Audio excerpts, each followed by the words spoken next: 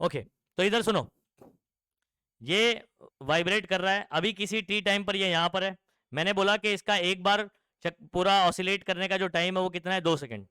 तो 2 सेकंड के बाद ये कहां आएगा, उसी जगह पर आ जाएगा ना, क्योंकि एक ऑसिलेशन का टाइम इसका कितना लगता है, 2 सेकंड होता है। तो आप सुनो, अभी कितने टाइम पर यहां पर है, टी टाइम पे यहां पर है।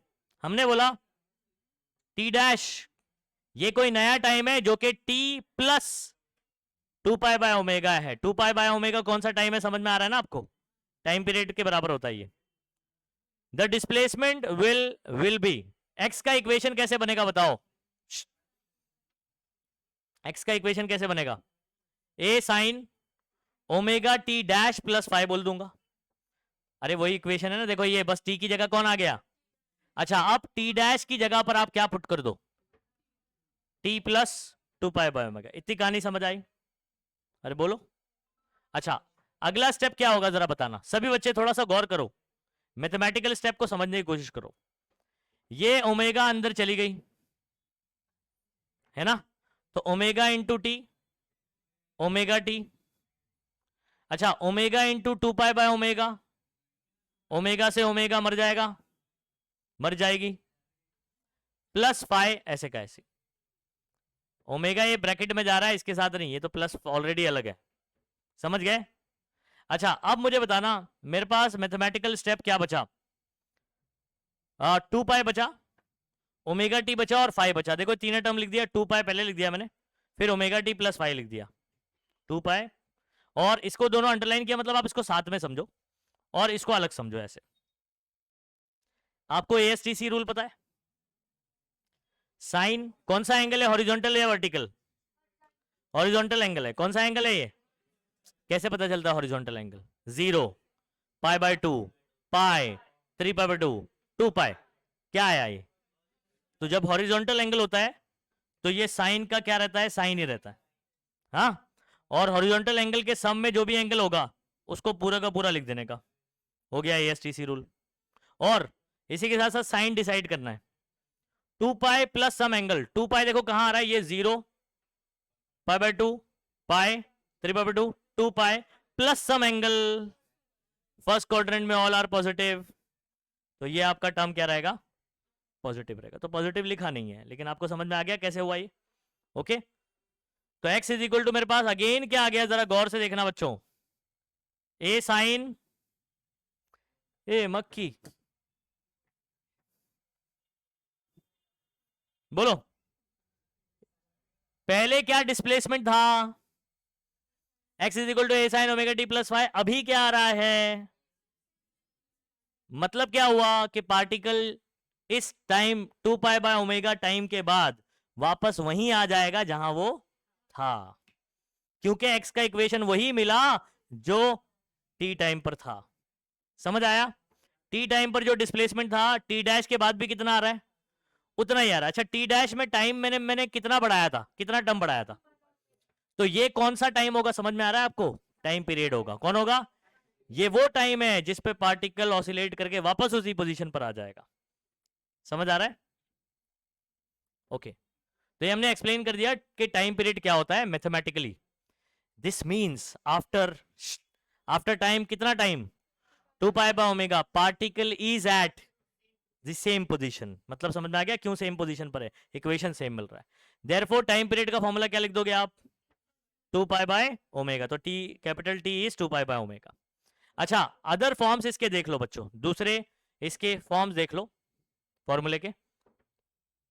आपको पता है omega is equal to under root k by m होता है, चलो ये नहीं पता है तो ये तो पता होगा, डिफरेंशियल में याद है के बाय एम की जगह हम लोग ओमेगा स्क्वायर रखते थे, तो ये स्क्वायर उधर गया तो समझ आ गया, बोलो बोलो बोलो, omega is equal to under root, तो यहां पर आपके पास ये 2 पाई बाय ओमेगा दिख रहा है, ओमेगा की जगह क्या आ गया। अच्छा, अगर मैं इसको रूट को ऐसे लिखना चाहूं यहां पर, क्या ये वाला स्टेप समझ में आ रहा है आपको कैसे सही है, समझ आ रहा है। तो ये अपॉन में एम है ना, जो ये अगर ऊपर भेजूंगा तो मुझे रूट करके ऐसे लिखना पड़ेगा ना, एम बाय, ये समझ में आ गया। अच्छा, और सुनो, t is equal to 2 pi by, यहां देखना ये वाला पूरा एक्सप्लेनेशन देखना, आपको समझ में आएगा कि रूट के ये के बाय एम जो है ना ए बाय एक्स की जगह भी लिख सकते, मतलब के बाय एम की जगह आप क्या लिख सकते हो, एक्सेलरेशन पर यूनिट डिस्प्लेसमेंट, क्या लिख सकते हो, पर यूनिट डिस्प्लेसमेंट। चलो के बाय एम, जरा आप मुझे बताना आपको रीस्टोरिंग फोर्स का फॉर्मूला पता है? ओके, मैग्नीट्यूड बात करूंगा तो सिर्फ के एक्स, मैग्नीट्यूड देखना है सिर्फ अपने को। अगर मैं, ठीक है, मुझे के निकालना है, एक्स को यहां भेज दो, क्या बन जाएगा, f upon x is equal to what. तो देखो यहां पर के कौन हो गया, एफ बाय एक्स हो गया, और अपॉन में एम ऐसे ही है। अच्छा, फादर इज इक्वल टू, तो ये जो फोर्स है उसकी जगह मैं क्या लिख सकता हूं, एम इंटू ए लिख सकता हूं।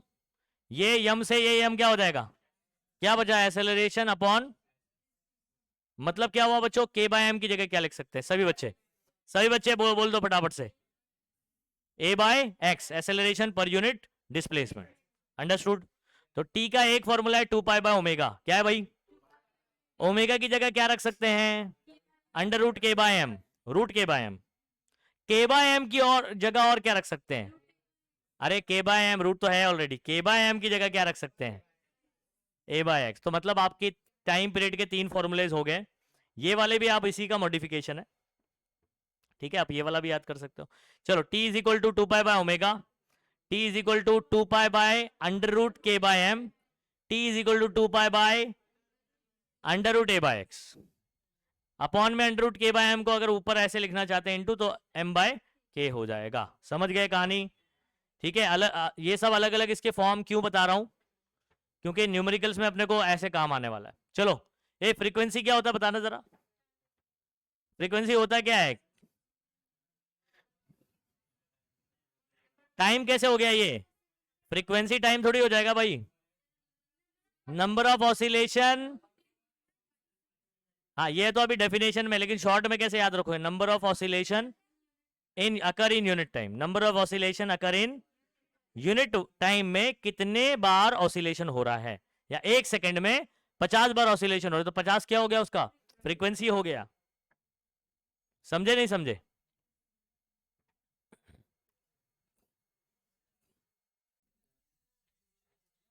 चलो फ्रीक्वेंसी क्या हो गया, समझ में आ गया, एक सेकंड में कितने बार ऑसिलेशन होता है, number of oscillation perform by the particle performing SHM per unit time is called, frequency का यूनिट हर्ट्स, क्या बोलेंगे, हर्ट्स सेकेंड इनवर्स, हाँ वो भी बोल सकते हैं, सर्कुलेशन पर सेकेंड, ठीक है, या साइकिल पर सेकेंड, ऑसिलेशन पर सेकेंड, रिवोल्यूशन पर सेकेंड, बहुत सारा।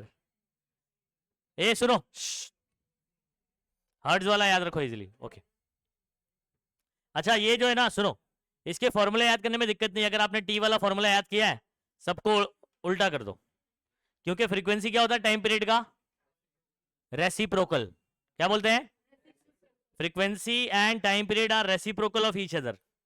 तो अगर मैं ऐसे लिखूं n is equal to 1/t, n is equal to, t का फॉर्मूला पता है क्या पढ़ा था हमने, 2 पाई बाय ओमेगा, ये हो जाएगा ओमेगा बाय 2 पाई, और हमने याद है 2 pi under root m by k था, तो 2 पाई का उल्टा 1/2 पाई, अंडर रूट में आपका क्या था, एम बाय के, ये के बाय एम, ठीक है।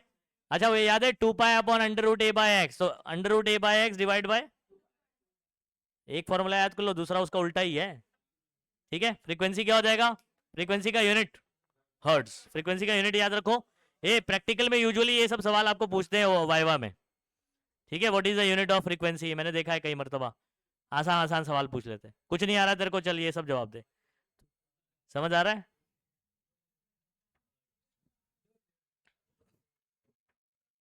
चलो नेक्स्ट, अच्छा ये जो लास्ट वाला था ना, इसके अंदर चौथा ही कर देना, ये थर्ड है ना, इधर पे देखो, ये फोर्थ है ना, फेज इन एसएचएम, फेज यानी एंगल, फेज क्या होता है, तो फेज को आप जब लिखोगे ना, यहां पर मैंने अलग से क्वेश्चन बना के लिखा हुआ है इसका, आप फोर्थ ही लिख देना इसको, क्या लिख दोगे, क्वेश्चन नंबर 9 मत करना, ये लिख दो भी कोई दिक्कत नहीं, लेकिन आप वहां पर देखो क्वेश्चन में हम लोग क्या कर रहे हैं, 1 2 3 4, तो 3 हो गया, चौथा वाला ये हो जाएगा, या अलग से क्वेश्चन भी कर दिया कोई दिक्कत नहीं। ये सुनो, अब सुनो, इसको कैसे एक्सप्लेन करोगे आप, फेज इन एसएचएम को कैसे, पहली बात तो फेज समझ लो एक एंगल है, क्या है, अब एंगल को ही हमने फेज क्यों लिया? फेज का वैसे मतलब क्या है? ये आपको किसी भी पार्टिकल जो एसएचएम कर रहा है उसका स्टेट बताता है। क्या बताता है? अभी वो कहां है, कहां जाने की तैयारी कर रहा है, ये सारी चीजें क्या बताएगा आपको? फेज बताएगा उसका। समझ आ रहा है? और फेज एक्चुअल में क्या बताता है? स्टेट। तो स्टेट मतलब समझ लो आप, उसका पोजीशन बताएगा और वो कहां जाने वाला है ये भी बताएगा, और कितना, ए सुनो, कितने बार ये ऑसिलेशन कर चुका, मतलब कौन से नंबर वाला ऑसिलेशन चल रहा है ये भी पता चलना चाहिए। तो स्टेट में क्या क्या चीज पता होना चाहिए आपको? कहां है, समझ आ रहा है?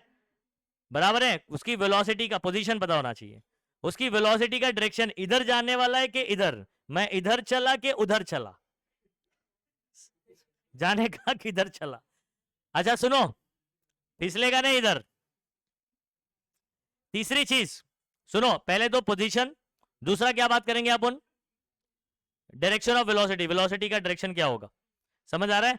और इसका नंबर ऑफ ऑसिलेशन, ये कितवा ऑसिलेशन चल रहा है, 10वां चल रहा है, 20वां चल रहा है, 21वां चल रहा है, कौन सा नंबर ऑफ ऑसिलेशन है। तो कितनी चीज आपको पता होगी तो आप बोलेंगे उसका स्टेट पता है आपको? तीन चीज, पोजीशन, डायरेक्शन ऑफ वेलोसिटी, और तीसरा नंबर ऑफ ऑसिलेशन। कौन से वाले ऑसिलेशन में, 11वें में, 10वें में, 9वें में, 8वें में, कौन सा ऑसिलेशन चल रहा है इसका? क्योंकि जब ये वाइब्रेट करता रहेगा ऐसे ऐसे ऐसे ऐसे ऐसे ऐसे, ठीक है, तो ये बार बार उसी पोजीशन पर रिपीट आ रहा है ना, तो आप कैसे बता सकते हो उसका स्टेट? तीन चीज से। कितनी चीज से? अच्छा, अब स्टेट बताने के लिए मुझे ऐसी क्वांटिटी चाहिए जो रिपीट ना हो। स्टेट बताने के लिए ऐसी क्वांटिटी की जरूरत है जो क्या ना हो, जो टाइम के हिसाब से बदलती रहे, चेंज होती रहे। बदलती रहे मतलब रिपीट नहीं होना चाहिए। क्या नहीं होना चाहिए? अच्छा अब सुनो, चेंज होनी चाहिए, मैंने क्या बोला? चेंज होती रहनी चाहिए।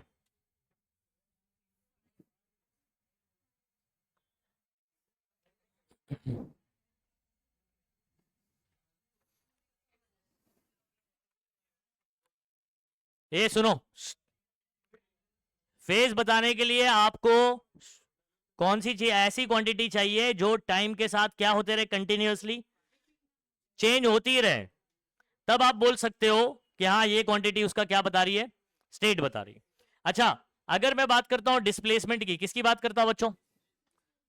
आ जाओ, मैं थोड़ा इसको एक्सप्लेन करता हूं उस पे, वो वाले बोर्ड पे, फिर मैं ये इस आंसर पे आऊंगा, फिर मैं इस आंसर पे आ जाऊंगा।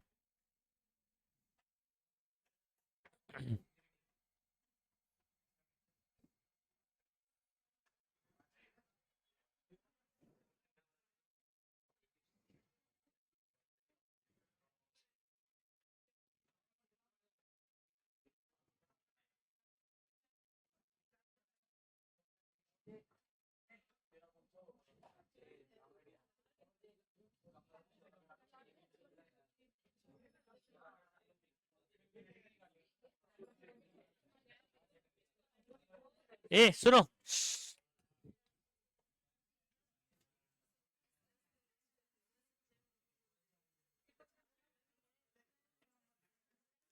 सुनो, सुनो, अगर मैं सिर्फ डिस्प्लेसमेंट बता दूं इस पार्टिकल का कि यहां पर है, तो क्या ये उसका स्टेट बता सकता है? नहीं बता सकता है। क्यों नहीं बता सकता है? सुनो, अगर मैं सिर्फ इतना बता दूं कि इसका डिस्प्लेसमेंट इतना है, मतलब मीन से ये इतना दूरी पर है, तो ये हो सकता है बच्चों, हो सकता है यहां जा रहा हो, या हो सकता है वापस पलट रहा हो। नहीं आ रही बात समझ में? तो एक डिस्प्लेसमेंट के लिए वेलोसिटी के कितने डायरेक्शन हो सकते हैं? समझ आ रहा है? मतलब एक डिस्प्लेसमेंट के लिए दो वेलोसिटी हो रही, तो आप डिस्प्लेसमेंट बता के क्या स्टेट बता पाओगे? नहीं बता पाएंगे। सिर्फ डिस्प्लेसमेंट अलोन ये डिसाइड नहीं करेगा कि पार्टिकल का स्टेट क्या होगा। क्यों? क्योंकि एक डिस्प्लेसमेंट के लिए पार्टिकल की कितनी वेलोसिटी हो सकती है? दो। हो सकता है ये एक्सट्रीम पे जा रहा हो, या हो सकता है वहां से मीन की तरफ आ रहा हो, मीन से अवे जा रहा हो, या मीन की, दिस इज मीन पोजीशन, तो हो सकता है मीन से अवे या मीन की तरफ आ रहा हो। तो मतलब डिस्प्लेसमेंट आपका सही क्वांटिटी नहीं है to describe state of oscillation. समझ आ गया? डिस्प्लेसमेंट को कट कर दिया, डिस्प्लेसमेंट को हमने फेज नहीं बोला, डिस्प्लेसमेंट फेज नहीं है। अच्छा, अब फॉर एग्जांपल मैं आपको अगर पार्टिकल की वेलोसिटी बता दूं, क्या बता दूं? वेलोसिटी, ठीक है। फॉर एग्जांपल वेलोसिटी मैं आपको बोल दूं इसकी 2 मीटर पर सेकेंड है, फॉर एग्जांपल ऐसे, ठीक है। अच्छा, ये जो 2 मीटर पर सेकेंड है ये कहां हो सकती है? अब इसको समझना, हाँ।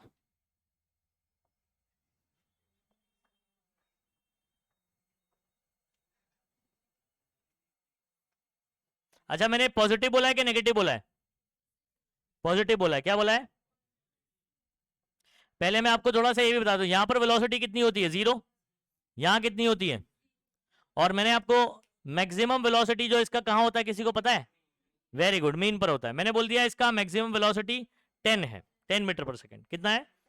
और मैं बोल रहा हूं ऑब्जेक्ट का वेलोसिटी 2 है, प्लस 2 है, इसका मतलब पॉजिटिव एक्स डायरेक्शन ये है ना, तो इस तरफ होगा। अब ये जो 2 मीटर पर सेकेंड है ये कहां कहां हो सकता है? ये हो सकता है बच्चों कि आपका पार्टिकल, एक मिनट,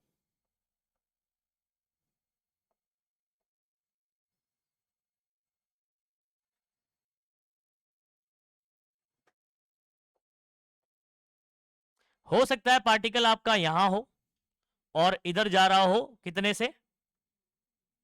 अच्छा, हो सकता है पार्टिकल यहां हो और इधर ही जा रहा हो 2 मीटर पर सेकेंड। इसका मतलब एक वेलोसिटी के लिए, एक ही नंबर के लिए आपके पास कितने डिस्प्लेसमेंट आ रहे हैं? 2। तो या तो वो इधर हो सकता है मीन के, या तो इधर हो सकता है। तो एक वेलोसिटी के लिए डिस्प्लेसमेंट कितना आ रहा है? मतलब वेलोसिटी सिर्फ 2 मीटर पर सेकेंड बता दूं तो क्या आप स्टेट बता सकते हो उसका कि वो कहां होगा और कहां को जा रहा होगा? नहीं, क्योंकि दो पॉसिबिलिटी आ रही। कितनी पॉसिबिलिटी आ रही है? तो एक डिस्प्लेसमेंट, इससे पहले वाला, एक डिस्प्लेसमेंट के लिए दो वेलोसिटी आ रही है, तो डिस्प्लेसमेंट फेज नहीं हो सकता। वेलोसिटी को चूज किया अगर, एक वेलोसिटी के लिए कितनी जगह हो सकती है? दो जगह पर उसकी सेम वेलोसिटी हो सकती है। दो जगह पर उसकी क्या हो सकती है? अब बोलेंगे सर कैसे, रुको मैं समझाता हूं। 10 से शुरू किया, 10 मैक्सिमम, जब ये एक्सट्रीम पे जाएगा तो धीमे धीमे इसकी स्पीड क्या होगी? डिक्रीज होगी। 2 हुई, उसके बाद फिर क्या होगी? 0, फिर पलटेगा नहीं, फिर 2 इस डायरेक्शन में रहेगी, ठीक है। अच्छा, यहां से ऐसे पलटता है, फिर 10 आया, 10 से ये बढ़ते बढ़ते, समझ आ रहा है? फिर कितना हो गया? यहां पर 2 होगा और उसके बाद 0, फिर पलटेगा 0, फिर बढ़ेगा 2 और इधर पे फिर 10 आएगा। तो मतलब सेम डिस्टेंस पर दोनों तरफ आपका 2 नंबर आ सकता है। मतलब एक वेलोसिटी के लिए कितनी जगह हो सकती है पार्टिकल की? दो जगह, एक इस तरफ और एक इस तरफ। नहीं समझे बात को? तो वेलोसिटी भी आपका क्या नहीं सिलेक्ट किया जा सकता है? क्या नहीं सिलेक्ट किया जा सकता है? फेज, मतलब स्टेट बताने वाला क्वांटिटी नहीं होगा। अब ये दोनों भी फेल हो गए, ना डिस्प्लेसमेंट को आप चूज करोगे ना वेलोसिटी को, क्योंकि एक डिस्प्लेसमेंट के लिए दो वेलोसिटी और एक वेलोसिटी के लिए दो डिस्प्लेसमेंट आ रहा है। अच्छा, except from mean position, mean position को छोड़ के। क्यों? क्योंकि अगर पार्टिकल मीन पोजीशन पर होगा तो उसका डिस्प्लेसमेंट क्या होगा? 0 होगा। पार्टिकल अगर मीन पोजीशन पर होगा तो क्या इसमें दो पॉसिबिलिटी होंगी? नहीं, तो उसको छोड़ के अपन बोल रहे हैं। नहीं समझे बात को? अगर मैं बोलूं पार्टिकल का वेलोसिटी 10 है तो वो कहां होगा? कहां होगा? मीन पर होगा, तो उसका एक ही डिस्प्लेसमेंट। लेकिन 10 है, प्लस 10 है तो उधर जाएगा, माइनस 10 है तो इधर जाएगा। तो सिर्फ उसको छोड़ के ऐसे बात करें, एक्सेप्ट फ्रॉम मीन पोजीशन। समझ आ रहा है? एट मीन पोजीशन ऐसे करके बोलेंगे। अच्छा, अब हम लोग एक क्वांटिटी चूज करते हैं जिसको बोलते हैं एंगुलर डिस्प्लेसमेंट। क्या बोलते हैं? एंगुलर डिस्प्लेसमेंट मतलब एंगल, और जो कि मैंने ऑलरेडी इसमें समझा चुका हूं आपको सर्कल से कंपेयर करके। ठीक है, चलो यहां से शुरुआत करते हैं। वाइब्रेशन 0, ठीक है, इधर गया, बोलो एंगल π/2, फिर बराबर पाए, फिर इधर पे 3π/2, फिर इधर 2π, फिर इधर 5π/2, कितना? 5π/2, फिर इधर 3π। क्या ये रिपीट हो रही है क्वांटिटी? एंगल रिपीट हो रहा है? नहीं, एंगल कंटिन्यूअसली टाइम के साथ क्या होते जा रहा है? चेंज होते जा रहा है। बच्चों अगर मैं आपसे ये कह दूं कि कोई पार्टिकल है जिसका फेज, जिसका एंगल, बेसिकली अभी फेज पे बाद में बात करते हैं, जिसका एंगल π/2 है, क्या है, तो आपको समझ जाएगा कि ये आपका पाथ है, यहां पर पार्टिकल है और ये यहां की जाने की तैयारी करेगा। नहीं समझे बात को? नहीं समझे? 0, उसके बाद क्या होता है एंगल π/2, फिर इधर आता है ना, तो π/2 है तो मतलब इधर एक्सट्रीम पर है, पॉजिटिव एक्सट्रीम पर है, पोजीशन भी पता चल गया और वेलोसिटी का डायरेक्शन भी आपको पता चल जाएगा, पीछे की तरफ आ रहा होगा। समझ आ रहा है? और आपको यह भी पता चल जाएगा कि इसका ये कौन सा ऑसिलेशन, अभी ये पहला ऑसिलेशन कर रहा है, क्या इसका एक भी ऑसिलेशन कंप्लीट हुआ है? π/2 है ना, ऑसिलेशन कंप्लीट कब हो जाता है? जब एंगल कितना हो जाए 2π, 2π के ऊपर चला गया एंगल तो मतलब 1 कंप्लीट हो गया। 2π और 4π के बीच में है तो सेकंड ऑसिलेशन चल रहा है। कौन सा ऑसिलेशन चल रहा है? ठीक है, एक बार जरा फील कर लो उसको। 0 π/2 π 3π/2 2π, एक ऑसिलेशन क्या हो गया? एक ऑसिलेशन कंप्लीट होता है, 2π एंगल कंप्लीट हो गया आपका। अच्छा, फिर उसके बाद 2π में और π/2 मिलाओ, 2π को आप 4π/2 समझो, 2π मतलब 4π/2, फिर उसके बाद 5π/2, फिर 6π/2 काटोगे तो 3π आ जाएगा, 7π/2, 8π/2 मतलब 4π। समझ आ रहा है? 2 ऑसिलेशन कंप्लीट हो गया। कितना ऑसिलेशन कंप्लीट हो गया? फिर उसके बाद अब अपना 8π/2 चल रहा है ना, 9π/2। समझ आ रहा है? अभी थर्ड चल रहा है। फिर उसके बाद 5π हो जाएगा क्योंकि 10π/2 काटोगे तो 10π, 11π/2, उसके बाद 12π/2 मतलब 6π। कितना ऑसिलेशन कंप्लीट हो गया? 3 कंप्लीट हो गया। अब चौथा चलने वाला है। तो एंगल ही सिर्फ आपका, एंगुलर डिस्प्लेसमेंट ही ऐसी क्वांटिटी है जो टाइम के साथ क्या होती रहती है? कंटिन्यूअसली चेंज होती रहती है। तो ये आपका एकदम सही क्वांटिटी है जो आपको स्टेट बताएगा। क्या बताएगा? स्टेट बताएगा। अगर मैं आपसे ये कहूं कि एक पार्टिकल है, उसका एंगुलर डिस्प्लेसमेंट 5π/2 है, कितना है? 5π/2। क्या मतलब समझ आ रहा है? 5π/2 मतलब, बोलो बोलो, फर्स्ट कंप्लीट हो गया है, 2π के बाद आता है 5π/2, 2π मतलब 4π/2, 2π मतलब क्या होता है? उसके बाद 5π/2, यानी एक कंप्लीट हो गया, सेकंड ऑसिलेशन चल रहा है। और वो भी कहां पर है? 5π/2 पे किधर होगा? पॉजिटिव एक्सट्रीम पर। कहां आ रहा होगा? अब मीन की तरफ आ रहा होगा। सब चीज पता चल जा रही ना? तो याद रखिए, आपका एंगुलर डिस्प्लेसमेंट ऐसा क्वांटिटी है जो टाइम के साथ कंटिन्यूअसली चेंज होता है, और इसी को हमने फेज लिया है क्योंकि ये स्टेट परफेक्टली बताता है, स्टेट ऑफ ऑसिलेशन परफेक्टली बताता है। अब इसका आंसर एक्सप्लेन करता हूं। देखो, जो चीज मैंने यहां पर आपको विस्तार से बताया उसी को आपको लफ्जों में लिखना है। फेज इन एसएचएम कौन है बच्चों? एक स्टेट ऑफ ऑसिलेशन है। What is phase in SHM? State of oscillation है। क्या है? ऑसिलेशन का स्टेट बताता है। To know state of oscillation we need, क्या क्या चाहिए अपने को? Displacement, velocity and number of oscillation at that instant. कितना ऑसिलेशन चल रहा है ये भी पता होना चाहिए, तब बोलोगे कि आपको क्या पता है? उसका स्टेट पता है। अच्छा, at given position there are 2 possible direction of velocity, मतलब किसी भी जगह पर वेलोसिटी के कितने डायरेक्शन होंगे? किसी पार्टिकल का डिस्प्लेसमेंट बता दिया, एक्स डिस्प्लेसमेंट, कितने डायरेक्शन होंगे वेलोसिटी के? 2। तो क्या डिस्प्लेसमेंट सही फेज बता सकता है, स्टेट बता सकता है? नहीं। तो therefore knowing displacement is not sufficient. Okay, similarly for one velocity there are 2 different position. बताया ना मैंने, एक वेलोसिटी के लिए कितनी जगह हो सकती है? 2। तो एक वेलोसिटी के लिए 2 डिस्प्लेसमेंट, मतलब कि आप सही पोजीशन नहीं बता पा रहे हो अभी भी। ये भी हो सकता है, वो भी हो सकता है। तो आप स्टेट कैसे बता पाओगे? सिर्फ वेलोसिटी बता के नहीं बता सकते। तो वेलोसिटी, अच्छा यहां पर क्या लिखा हुआ है? एक्सेप्ट मीन पोजीशन, क्योंकि मीन पोजीशन पे क्या होता है? क्या नाम है, पार्टिकल का एक ही पोजीशन। वेलोसिटी अगर आपको पता है मैक्सिमम वाला, तो वो किधर होगा? x इज इक्वल टू 0 पर ही होगा, 2 नहीं होगा वहां पर वैल्यू। अच्छा, hence we need a quantity, हमको ऐसी क्वांटिटी की जरूरत है which changes continuously with time, जो टाइम के साथ क्या होती रहे? कंटिन्यूअसली। ऐसी कौन सी क्वांटिटी है? Angular displacement. कौन है? ओके, तो the angular displacement theta is equal to omega t plus phi, ये पूरा can this be used as phase of SHM as it varies continuously with time. क्यों? क्योंकि ये टाइम के साथ कंटिन्यूअसली क्या होती रहती है? बदलती रहती है। In this case it will be called as phase angle. क्या बोलेंगे? तो एंगुलर डिस्प्लेसमेंट को ही हम लोग क्या कहेंगे बच्चों, फेज एंगल। तो ये पूरा हमने 2 मार्क का एक्सप्लेन कर दिया। क्लियर है सभी बच्चों को? इसको 24 पे करो। आप सुनो इंपॉर्टेंट सवाल, ठीक है, इधर ध्यान देंगे सभी बच्चे। हमारे पास एक अभी इंपॉर्टेंट क्वेश्चन हम लोग करने जा रहे हैं। सिंपल हार्मोनिक मोशन में एनर्जी की बात करने जा रहे हैं। किसकी बात करने जा रहे हैं? अभी तक हम लोग ने क्या क्या बात किया? हमने एसएचएम का डिफरेंशियल इक्वेशन किया, एक्सेलरेशन का इक्वेशन निकाला, वेलोसिटी निकाला, डिस्प्लेसमेंट निकाला, कब मैक्सिमम कब मिनिमम ये सब कहानी डिस्कस करी, ग्राफ डिस्कस किया। समझ आ रहा है?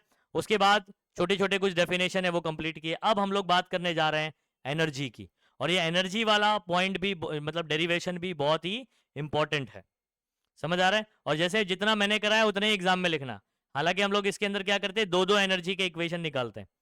एक वो टी डिपेंडेंट वाला जिसमें कॉस साइन वाला आता है, तो दोनों नहीं करने का, एक ही कर देने का कोई। समझ आ रहा है कौन सा वाला? मैं बताता हूँ। सवाल क्या, पहले सुनो। Deduce the expression for kinetic and potential energy. क्या निकालना है? काइनेटिक और पोटेंशियल एनर्जी का फॉर्मूला निकालना है। अच्छा, hence obtain the expression for total energy also. मतलब काइनेटिक और पोटेंशियल निकल जाएगा, उसके बाद आपको पता है टोटल एनर्जी क्या होता है? काइनेटिक और पोटेंशियल का सम होता है। What is total energy? Kinetic और पोटेंशियल का सम। इस बात को ध्यान रखिएगा सभी। तो आपको पहले काइनेटिक निकालना है, फिर पोटेंशियल निकालना है, दोनों को मिला देना है, क्या बन जाएगा? Total energy. समझ गए कहानी? ओके। काइनेटिक एनर्जी का फॉर्मूला कितने लोग को पता है? Half m v square. वो फॉर्मूला का इस्तेमाल करेंगे, ठीक है। और वर्क का फॉर्मूला किसको पता है? Work, force into displacement. तो ये वाला एक फॉर्मूला हमको लगने वाला है। तो मैं यहां पर थोड़ा सा साइड में आपको बता देता हूं कि क्या क्या फॉर्मूला हम लोग इस्तेमाल करने वाले हैं बच्चों। सभी बच्चे काइनेटिक एनर्जी का ये फॉर्मूला याद कर लेंगे, हाफ एम वी स्क्वायर, ठीक है। अच्छा, अभी मैंने आपको velocity of a particle performing SHM का क्या फॉर्मूला बताया था? v इज इक्वल टू, जल्दी बोलो, plus minus omega under root. ये फॉर्मूले का इस्तेमाल होगा, ठीक है, ये वाले फॉर्मूले का इस्तेमाल होगा। अच्छा, वर्क का फॉर्मूला, ठीक है। अच्छा, मुझे एक और चीज बताना, वर्क इज इक्वल टू आप बोलते हो force into displacement vector form में, ऐसे dot product of two vector, dot product of two vector. Dot हटता है तो क्या आता है बता सकते हो? कॉस आता है। डॉट हटता है तो कौन आता है? और साथ में बार को भी ले जाता है। डॉट हटेगा, बार भी हट जाएगा, और क्या आ जाएगा? कॉस आ जाएगा। अब सुनो, अगर सुनिएगा, मेरे पास फोर्स इस दिशा में लग रहा है और डिस्प्लेसमेंट भी इसी डायरेक्शन में हो रहा है, तो दोनों के बीच में एंगल कितना हुआ? ओके, कॉस जीरो क्या हो जाएगा? 1। तो सिर्फ एफ एस आ जाएगा, प्लस एफ एस। लेकिन आप याद करो एसएचएम के अंदर, आपको अगर याद होगा तो, जब आप डिस्प्लेस यहां कराते हो, रिस्टोरिंग फोर्स कहां लगता है? अपोजिट डायरेक्शन में। तो हम लोग जो वर्क का फॉर्मूला लगा रहे हैं वहां पर आपका रिस्टोरिंग फोर्स यानी स्मॉल एफ आने वाला है, और डिस्प्लेसमेंट आपका, ठीक है, डिस्प्लेसमेंट की जगह पर हम लोग छोटा सा डिस्प्लेसमेंट कराने वाले, वो आता है dx। क्या आता है? dx आता है। अच्छा, डॉट हटेगा तो क्या आएगा? कॉस आएगा। अब जो डिस्प्लेसमेंट है वो इधर हो रहा है, और रिस्टोरिंग फोर्स अगर इधर लग रहा है, दोनों हमेशा अपोजिट डायरेक्शन में होता है, आपको पता है एसएचएम में रिस्टोरिंग फोर्स और डिस्प्लेसमेंट का डायरेक्शन क्या होता है? हमेशा अपोजिट होता है। इधर बताओ एंगल कितना है? 180। कॉस 180 माइनस 1, तो आपका इधर पे 180 पुट करूंगा, कॉस 180 माइनस 1 यानी माइनस एफ डी एक्स। आपको ये वर्क का ये वाला फॉर्मूला याद रखना, माइनस एफ डी एक्स। क्यों? Because force and displacement are oppositely directed. Clear है सबको? अब ये पूरा फॉर्मूला मैंने यहां पर नहीं लिखा है, ये समझाने के लिए आपको यहां बता दिया मैंने कैसे आएगा, ठीक है। डायरेक्टली वर्क का फॉर्मूला आप क्या इस्तेमाल करोगे?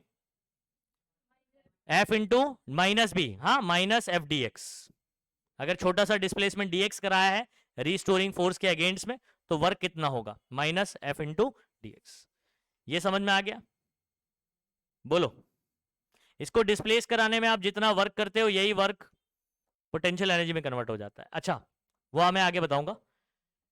ये डी डब्ल्यू का फॉर्मूला लिखना। क्या लिखना? छोटा सा वर्क है डी डब्ल्यू।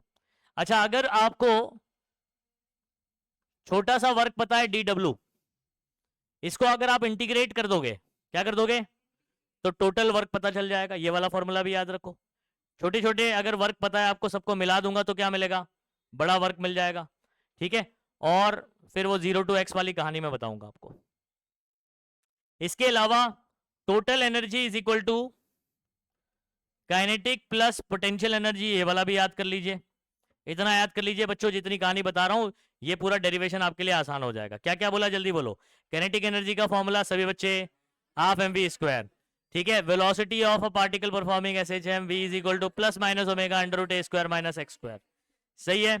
अच्छा, वर्क का फॉर्मूला यहां जो लगने वाला है वो माइनस FDX लगने वाला है। क्यों लगने वाला है मैंने आपको बता दिया, क्योंकि दोनों का डायरेक्शन क्या है, तो जब फॉर्मूले को सॉल्व करते हैं तो नेगेटिव आता है, समझ आ रहा है, तो माइनस FDX। और ये छोटा सा वर्क है, अगर इसको मुझे टोटल वर्क निकालना है तो क्या करूंगा मैं, इंटीग्रेट करूंगा, वेरी गुड। तो छोटे से वर्क को इंटीग्रेट कर दूं, कहां से कहां करना है बताऊंगा। अच्छा, और टोटल एनर्जी जब निकालना होगा आपको तो काइनेटिक और पोटेंशियल दोनों को क्या कर देने का, प्लस कर देने का। इतनी कहानी समझ में आ गई। चलो आओ इसका डेरिवेशन शुरू करते हैं बच्चों। अच्छा, यहां पर ना और एक चीज क्या बोल रहा है, शो दैट, ST यानी क्या लिखा है मैंने, show that total energy is conserve, मतलब टोटल एनर्जी कभी भी बदलता नहीं है, वो कांस्टेंट रहता है। टोटल एनर्जी कभी भी बदलता नहीं है, वैसे भी नहीं बदलता है, अपने को बताना भी है। अच्छा, state the factor on which total energy depends. Last में जब फॉर्मूला आएगा ना, फॉर्मूले के अलग अलग फॉर्म करना है और बताना है कि टोटल एनर्जी किस पे निर्भर करता है, वो फॉर्मूले से बता देना है। Directly proportional to square of the amplitude, directly proportional to force constant, directly proportional to square of inversely proportional to square of time period, directly proportional to square of frequency. ये सब रिलेशन आपको फॉर्मूले से बताना है। कहां से बताना है, रट्टा मारने की जरूरत नहीं है, जो फॉर्मूला निकलेगा, जो देख रहे हो बस उसी को लफ्जों में बोल देना है, ठीक है। आइए शुरू करते हैं। सबसे पहले हम लोग क्या निकालेंगे, कैनेटिक, फिर क्या निकालेंगे, पोटेंशियल, फिर क्या निकालेंगे, टोटल, फिर टोटल का फॉर्मूले को मॉडिफाई करेंगे और उसका डिपेंडेंसी बता देंगे, खत्म हो जाएगा डेरिवेशन। आइए इधर देखिए, हम सबसे पहले ये वाला डायग्राम आप बना लीजिए। एक पार्टिकल होगा, ठीक है, अभी नहीं बनाना है, बता रहा हूं, जब भी आंसर लिखोगे तो सबसे पहले आप ये डायग्राम बना लो, ठीक है। यहां पर ये mn कौन है, पाथ है पूरा। आपने पार्टिकल P पॉइंट पे लिया हुआ है, मीन पोजीशन से कितनी दूरी पर है, x दूरी पर। ये आपको खुद के लफ्जों में लिख लेना है, जैसा भी लिखना है आपको, ठीक है। तो consider a particle of mass m performing LSHM along path mn about mean position O, जैसा मैंने लिखा वैसे याद कर लो तो ठीक है। अगर आपको नहीं याद आ रहा है एग्जैक्टली तो आप अपने हिसाब से इसको लिख दो कि एक पार्टिकल है, उसका मास m है, SHM कर रहा है कौन से रास्ते पर, mn के रास्ते पर, ठीक है, अबाउट मीन पोजीशन O, लिख सकते हो इतना खुद से, ओके। आगे सुनो, मान लेते हैं हम लोग एक पार्टिकल कहां पर है बच्चों, P पॉइंट पर है, एट अ डिस, और P पॉइंट पर कितनी दूरी पर है, कहां से, मीन पोजीशन O, समझ में आ गया। लिख सकते हो, ये दो दो बार O मत लिखना, मैंने वो गलती से लिख दिया, ठीक है।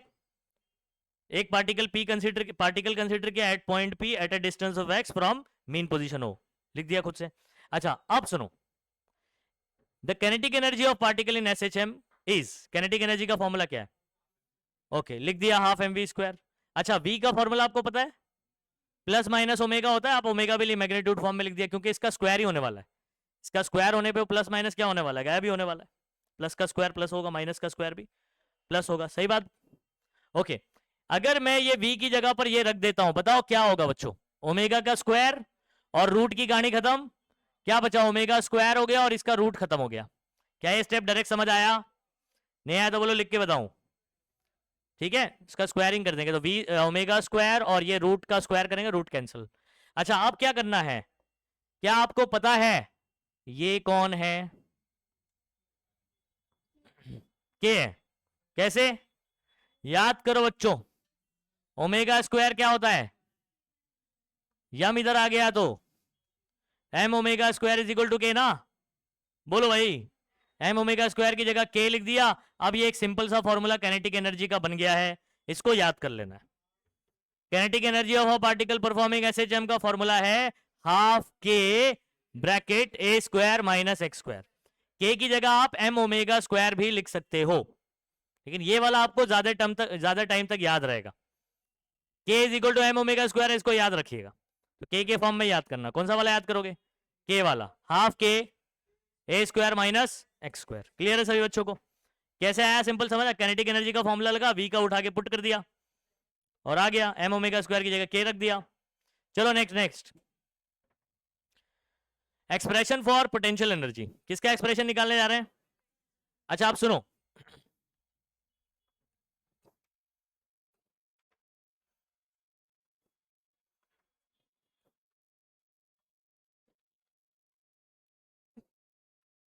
पार्टिकल यहां पर है, पार्टिकल कहां पर है?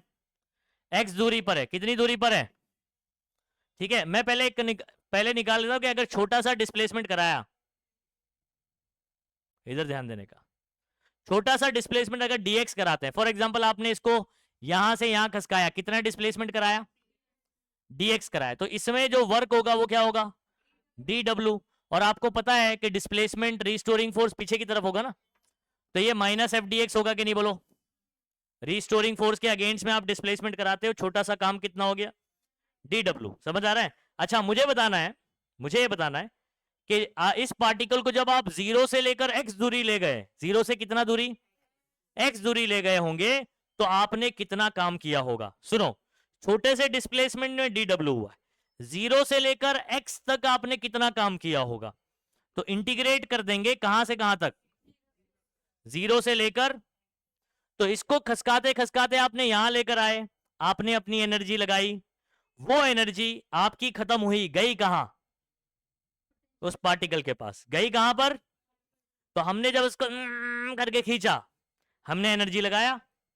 समझ आ रहा है?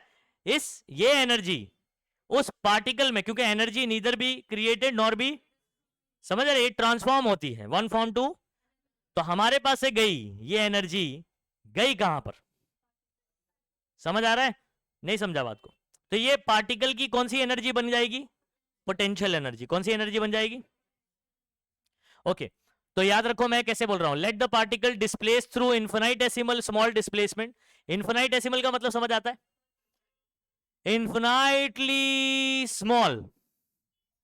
नहीं समझा क्या बोला? बहुत ही, अब बहुत मतलब बड़ा नहीं है, बहुत ही छोटा बोलना चाह रहा हूं मैं। हाँ, इन्फिनाइटेसिमल मतलब इन्फिनाइटली स्मॉल, उसका शॉर्ट ये कंबाइन करके वर्ड बना दिया, इन्फिनाइटली स्मॉल, इन्फिनाइटेसिमल। समझे? ओके, डिस्प्लेसमेंट dx किसके अगेंस्ट करोगे? रिस्टोरिंग फोर्स इधर लग रहा है, आप डिस्प्लेसमेंट वहां कर रहे हो। ए द वर्क डन इज, ये वर्क डन हो जाएगा कि नहीं? dw का फॉर्मूला डायरेक्ट समझ आया? मैंने इसका बेसिक भी बताया है, F bar dot S bar वाले डॉट हटेगा, कॉस आएगा, कॉस 180 माइनस 1, इसलिए मैं नेगेटिव आता है। अच्छा, टोटल वर्क कितना होएगा बच्चों? 0 टू p, यहां से लेकर यहां तक जब आप पार्टिकल को घसीटते हुए ले गए, तो कितना काम करोगे आप? dw का इंटीग्रेशन कहां से कहां तक? इसका भी 0 टू x। अच्छा, ये इंटीग्रेशन ऑफ dw कौन हो जाएगा? Total work. अब आगे की कहानी, मैथ समझो बच्चों उसका। आगे चल के आप ये डेफिनाइट इंटीग्रेशन में सीखोगे, और तो यही सीख लो अपने को जो फिजिक्स में लगता है जितना। ये जो आप लिमिट देख रहे हो ना इंटीग्रेशन में, ये डेफिनाइट इंटीग्रेशन बोलते हैं इसको। क्या बोलते हैं? जब इधर लिमिट नहीं होता है तो ये इनडेफिनाइट इंटीग्रेशन, पूरा चैप्टर है आपका मैथ्स वालों का, इनडेफिनाइट और डेफिनाइट। अच्छा आगे की कहानी सुनो, क्या आपको स्मॉल एफ का फॉर्मूला याद है? माइनस के एक्स, इधर पे ऑलरेडी माइनस है, एफ की जगह पर हमने क्या पुट किया? Minus minus. अच्छा, के आपका कौन है बच्चों? कांस्टेंट, बाहर चला जाएगा, इंटीग्रेशन एक्स डीएक्स। क्या आपको integration x raise to n dx इसका फॉर्मूला नहीं पता है? क्या होता है इसका formula? X raise to n plus one divide by, okay, x raise to n plus one divide by, और plus c constant of integration भी लिखते हो। अच्छा, लेकिन इसमें लिमिट लगा हुआ है। क्या लगा हुआ है? तो जब लिमिट लगा होता है, फॉर एग्जांपल 0 टू x यहां पर जैसे दिया हुआ है, तो आपको इधर ब्रैकेट में 0 टू क्या लिखने का? x ऐसे लिखना होता है, इसको ऐसे ओपन किया जाता है। ठीक है। अच्छा, यहां पर आपका n की जगह कितना है? तो यहां पर क्या हो जाएगा? 1 प्लस 1, इधर भी 1 प्लस 1, तो बेसिकली एक्स स्क्वायर बाय 2। सही है। और लिमिट आपका कहां से कहां है? 0 से लेकर x तक। आइए इसको मैं बताता हूं कैसे ओपन किया जाएगा।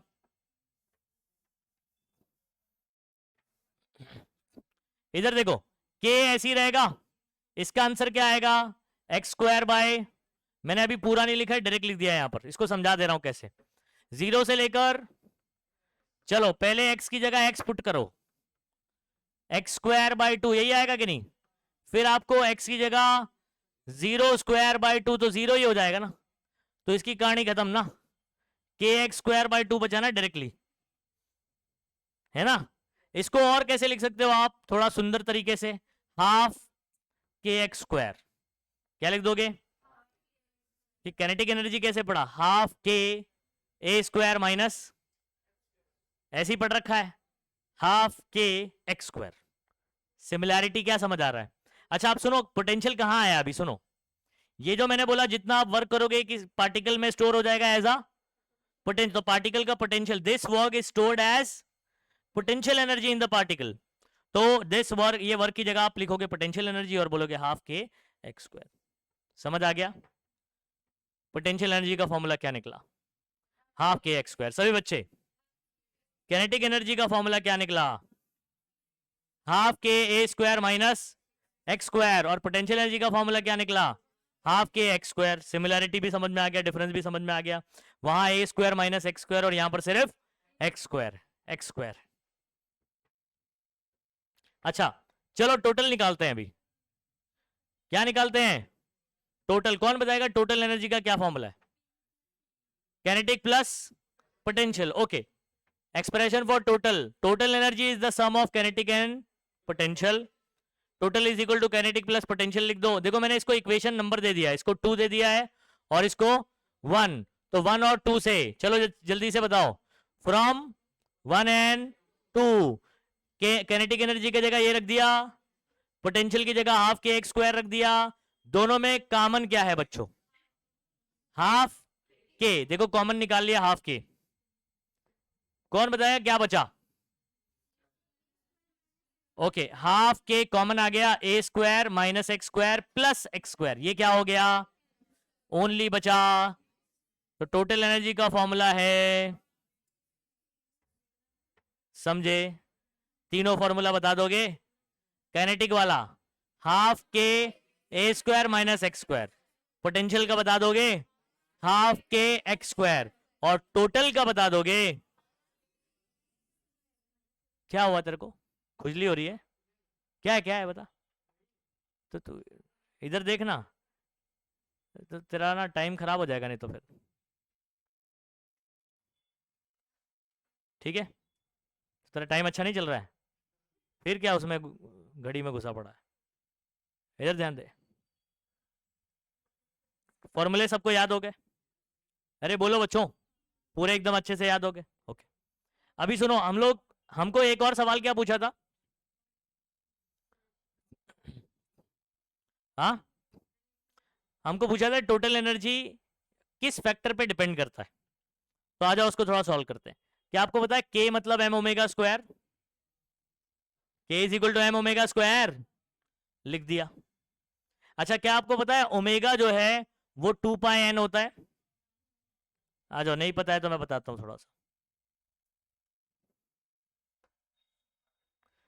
देखो अभी हम लोग ने किया था omega is equal to 2 pi by t, ये तो मालूम है ना, 1/t कौन होता है, फ्रीक्वेंसी, याद है ना, टाइम पीरियड का उल्टा क्या होता है, तो ओमेगा 2 पाई एन भी होता है, याद रखे, और 2 पाई बाय टी भी होता है। तो हम लोग अगर रख देते हैं ओमेगा की जगह 2 पाई एन, तो इसका स्क्वायर होगा तो क्या होगा 4 पाई स्क्वायर एन स्क्वायर, देखो ऐसा हुआ, ये वाले 2 से ये कैंसिल हुआ तो कितना आया 2, तो बेसिकली 2 पाई स्क्वायर, ठीक है, उसके बाद a स्क्वायर एन स्क्वायर और m, दिखाई दे रहा है ये।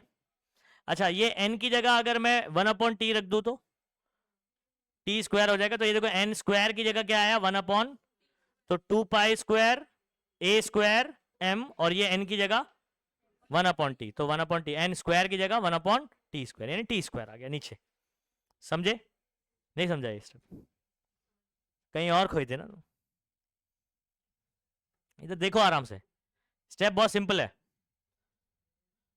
2 pi square a square m, ये पूरा दिखाई दे रहा है, n स्क्वायर की जगह क्या आ गया, क्यों, क्योंकि n क्या होता है 1/t, तो n स्क्वायर है तो 1/t स्क्वायर होगा। अब बोले सर 1 कहाँ है, लिखोगे क्यों 1 आप, ऊपर है ना नंबर ऑलरेडी, फॉर्मूले है ना।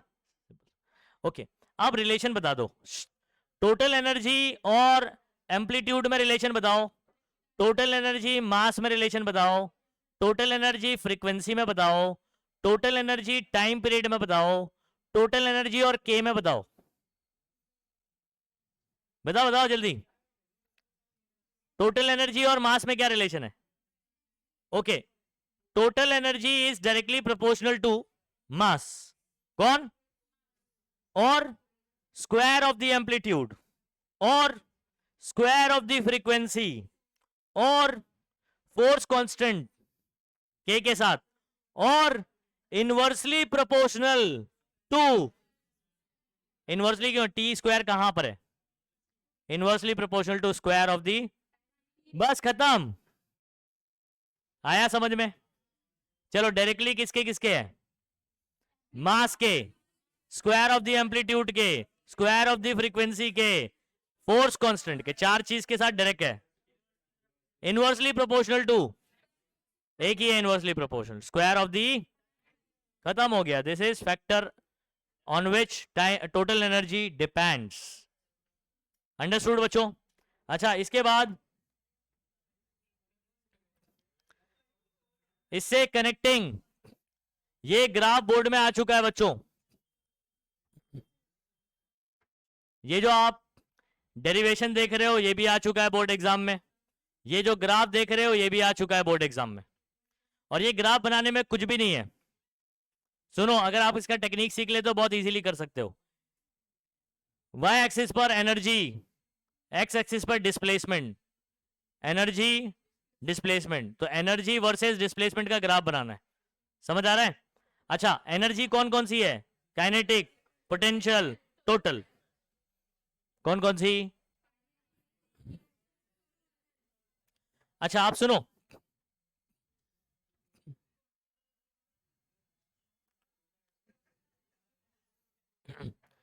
ये बना दिया आपने क्या, एक्स एक्सिस क्या बना दिया बच्चों, इधर पे आपने डिस्प्लेसमेंट ले लेना है, यहां क्या बनाना है, वाई एक्सिस पर एनर्जी। अच्छा सुनो, कौन सी एनर्जी तीनों में सबसे ज्यादा होगी? टोटल वाली, ठीक है। और टोटल एनर्जी इन दोनों का सम होता है ना। इधर देखना क्या क्या चल रहा है तेरा, पता नहीं, कभी घड़ी में कभी क्या कर रहा है? हाँ तेरे घर पे बात करना पड़ेगा, साइकेट्रिस्ट को दिखाना पड़ेगा तेरे को, पता नहीं बैठे बैठे क्या कर। ए इधर ध्यान दे, देख तेरे पास ना आ जाए, बगल में ही है तू। ए इधर सुनो, इधर सुनो, total energy is equal to kinetic plus potential. Total energy क्या होता है? काइनेटिक प्लस, ठीक है। अब मुझे एक चीज बताओ, मैं वाइब्रेशन करवाता हूं, आपको बताना है काइनेटिक एनर्जी कहां मैक्सिमम होगी कहां मिनिमम होगी, ठीक है। काइनेटिक एनर्जी को आप वेलोसिटी से डायरेक्ट देख सकते हो, वेलोसिटी पता है कहां मैक्सिमम कहां मिनिमम होता है? ओके तो अगर काइनेटिक एनर्जी का फॉर्मूला था हाफ एम वी स्क्वायर होता है, हाँ, वेलोसिटी मैक्सिमम किधर होता है? मीन पे। तो अगर वेलोसिटी मीन पर मैक्सिमम तो काइनेटिक एनर्जी भी यहां पर क्या होगा? मैक्सिमम होगा। समझ आ रहा है? अच्छा अगर काइनेटिक यहां पर मैक्सिमम है तो पोटेंशियल क्या होगा? लेकिन इन दोनों को मिलाकर कौन बनता है? टोटल बनता है। ये बात समझ में आती है? अच्छा अब सुनो, पार्टिकल यहां जा रहा है धीमे धीमे, इसकी स्पीड क्या होती जाएगी? कम। काइनेटिक एनर्जी क्या होती जाएगी? काइनेटिक एनर्जी कम होती जाएगी, पोटेंशियल क्या होती जाएगी? जब ये यहां पहुंच जाएगा पोटेंशियल मैक्सिमम हो जाएगी, वेलोसिटी क्या हो जाएगी बताओ यहां पर? वेलोसिटी जीरो, तो काइनेटिक जीरो, पोटेंशियल मैक्सिमम। समझ गए? तो याद रखिए दोनों में से कोई भी एक चीज मैक्सिमम हो जाए तो दूसरी कौन सी हो जाएगी? लेकिन दोनों मिलाकर टोटल हमेशा उतना ही रहेगा। टोटल हमेशा क्या रहेगा? तो total energy is always conserved, total energy is always, क्योंकि इंटर कन्वर्जन काइनेटिक और पोटेंशियल में होता है। काइनेटिक बढ़ रही होगी, पोटेंशियल घट रही होगी। समझ आ रहा है? काइनेटिक घट रही होगी, पोटेंशियल क्या हो रही होगी? लेकिन दोनों मिला के टोटल हमेशा उतना ही रहेगा, दोनों मिला के टोटल हमेशा, समझ आ रहा है, टोटल एनर्जी इज ऑलवेज। अच्छा सबसे पहले आप टोटल एनर्जी का ग्राफ बनाते हैं। इधर पे ना मैं वैल्यूज लिख रहा हूं, ये जो वैल्यू है मेरी वो E is equal to, this is total energy which is equal to half के ए स्क्वायर। बोलो टोटल एनर्जी का फॉर्मूला क्या है? तो ये टोटल एनर्जी हाफ के ए स्क्वायर। पार्टिकल अगर कहां पर है, जीरो पर है, कहां पर है, मीन पोजीशन पर है, वो पॉइंट, ठीक है, तो टोटल एनर्जी उतनी रहेगी ना। अगर ये आगे बढ़ता है पॉजिटिव एक्सट्रीम की तरफ तभी भी टोटल कितनी रहेगी, अगर नेगेटिव में जाता है तभी भी टोटल। तो ये कौन सा ग्राफ हो गया किसका, सीधा line total energy. Total energy particle के डिस्प्लेसमेंट पे डिपेंड, मैं फॉर्मूले के अकॉर्डिंग भी बताता हूं। टोटल एनर्जी का फॉर्मूला लिखते हो आप हाफ के ए स्क्वायर, इसमें कहीं भी एक्स का डिपेंडेंसी है तो पार्टिकल के डिस्प्लेसमेंट पे डिपेंड, टोटल एनर्जी हमेशा इतना ही रहेगा, हाफ के ए स्क्वायर रहेगा। तो पहला ग्राफ आप सीधा सीधा एक लाइन बना दोगे, बोलोगे टोटल एनर्जी। कौन है ये? टोटल एनर्जी डिस्प्लेसमेंट पे डिपेंड नहीं करता। अच्छा इधर सुनो,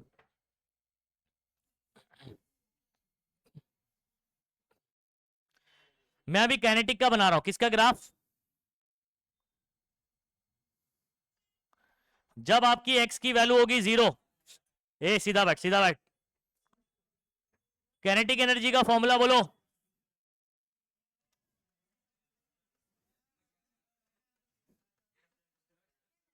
ये काइनेटिक एनर्जी का फॉर्मूला बोलेंगे सभी बच्चे, ये वाला।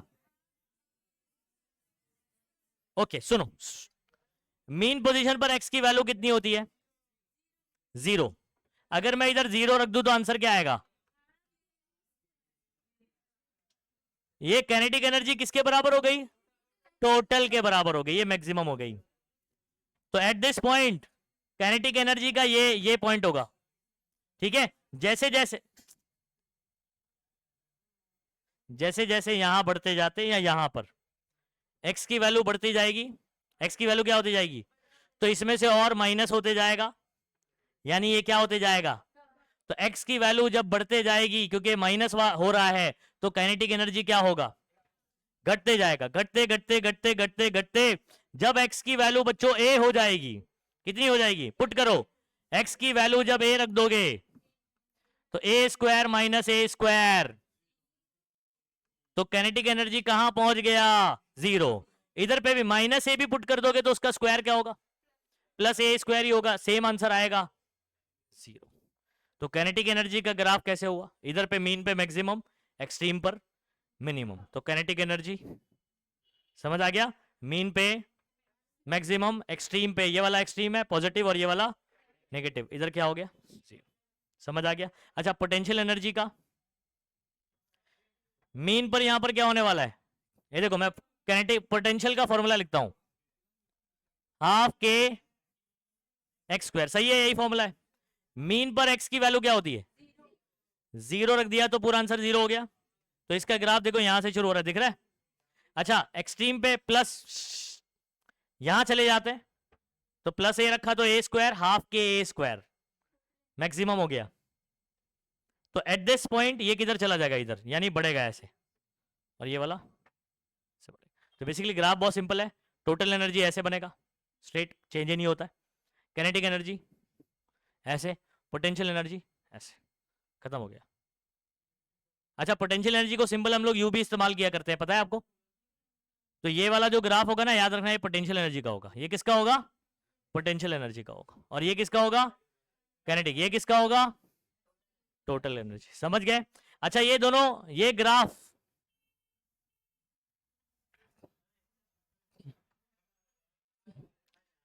ये ग्राफ जहां एक दूसरे को कट कर रहे हैं, ये ग्राफ, ये बायोलॉजी नहीं था आज,